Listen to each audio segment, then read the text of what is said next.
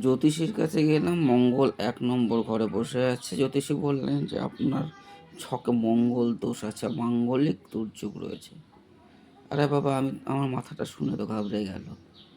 এতদিন জানতাম বাড়িতে অনুষ্ঠান হচ্ছে সেটাকে মাঙ্গলিক কর্ম বলে। বিয়েবাড়ি হচ্ছে মাঙ্গলিক কর্ম। অন্নপ্রাশন হচ্ছে সেটাকে মাঙ্গলিক কৃত্যাদি বলা হয়। এখন আবার শুনছি মাঙ্গলিক দোষ। আরে আসলে সত্যিটা কি? জ্যোতিষীর কথা যদি এবার আমরা মেনে নিই যে মঙ্গলিক দোষ, সেখানে জায়গাটাকে বিশ্লেষণের মধ্যে দিয়ে জানতে লাগবে। যেই ঘরে মঙ্গল বসে সেই ঘরে প্রচুর পরিমাণে এনার্জি বা ঊর্জা তৈরি হয়। ঠিক একটা বাড়িতে যখন কোনো মাঙ্গলিক ইত্যাদি তৈরি হয়, সেই সময় কিন্তু প্রচুর লোকের আগমন ঘটে। অর্থাৎ প্রচুর পরিমাণে এনার্জি বা প্রচুর পরিমাণ ঊর্জা তৈরি হচ্ছে। ঠিক মঙ্গল যে ঊর্জার প্রতীক, আগুনের প্রতীক, যেই ঘরটিতে বসছে সেখানে প্রচুর পরিমাণে আগুন বা ঊর্জা তৈরি করছে।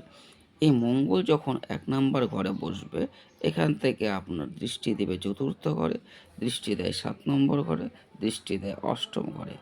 অর্থাৎ এই আগুন ৪ নম্বর ঘরে লাগছে, যেখানে থেকে আমরা সুখ দেখতে পাই।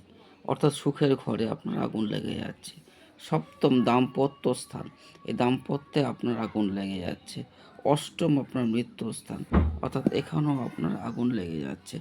তাই এই জন্য মঙ্গলকে মাঙ্গলিক দোষ বলা হয়, মঙ্গলের অবস্থানকে।